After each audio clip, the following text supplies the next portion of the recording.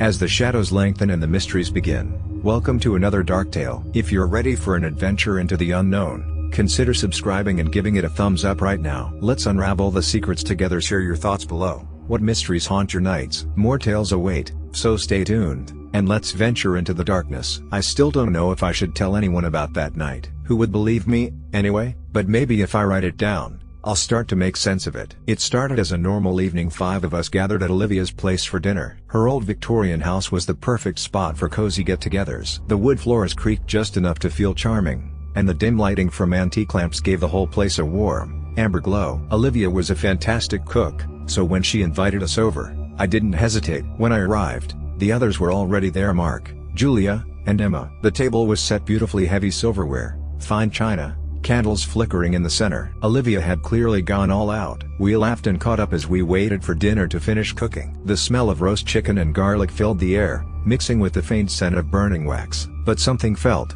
off. At first, I thought I was just imagining it. The way the shadows from the candles seemed a little too long. The way the floor creaked behind me even though no one was there. I chalked it up to my own nerves. I'd had a stressful week at work. Then Olivia brought out the food. Everything looked delicious, and the wine was flowing. We were in the middle of talking about some vacation Julia had planned when I noticed it. The chicken on my plate. It didn't look right. I couldn't put my finger on why. It wasn't undercooked or spoiled, but it shimmered faintly under the light, like there was something alive under the skin. "You okay?" Olivia asked, her eyes boring into me. I realized I'd been staring at my plate for too long. "Yeah," I said quickly, forcing a laugh. "Just zoned out." But as I picked up my fork and knife, the strangest thing happened. I swear I saw the chicken twitch. Not a lot, just a small shudder, like it was trying to move. I froze, staring at it, my breath caught in my throat. "What's wrong?" Mark asked. Everyone was looking at me now. "Nothing," I lied, trying to shake it off. Maybe I was just overtired. I took a small bite just to prove to myself I was imagining things. The taste was fine, but there was something else.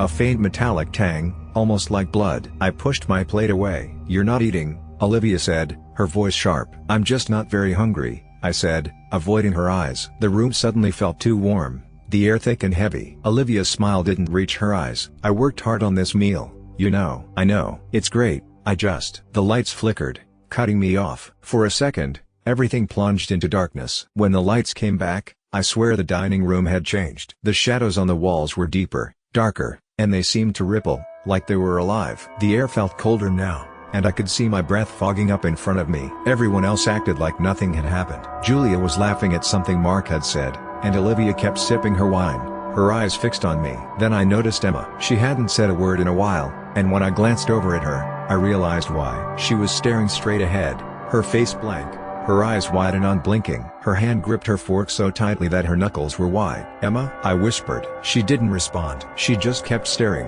her mouth slightly open. I followed her gaze and realized she wasn't looking at anything in particular, just the wall behind Olivia. But when I turned to look, all I saw was the old wallpaper, peeling slightly at the edges. "Emma, are you okay?" Julia asked, her voice tinged with concern. Emma blinked, snapping out of it. She shook her head as if clearing a fog. "Yeah, I'm fine. Just zoned out." But she wasn't fine. None of us were. The rest of the evening passed in a blur. The wine tasted bitter, the candles burned lower, and the shadows in the room seemed to crawl closer. I kept glancing at the others, trying to gauge if they were feeling it too, but no one said anything. Olivia, especially, seemed perfectly calm. Too calm.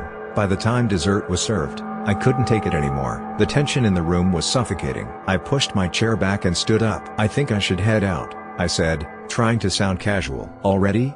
Olivia said, her voice sweet but with an edge that made my stomach twist. "Yeah, early morning tomorrow," I mumbled, grabbing my coat. No one protested. In fact, they barely acknowledged me as I left. The cold night air hit me like a slap when I stepped outside, and I breathed deeply, trying to clear my head. I walked to my car and climbed in, gripping the steering wheel tightly. As I pulled away, I glanced back at the house. Olivia was standing at the window, watching me, but it wasn't her face that I saw. It was her smile, wide, too wide, stretching unnaturally across her face. Her teeth were sharp, glinting in the faint light. I drove faster, not looking back again.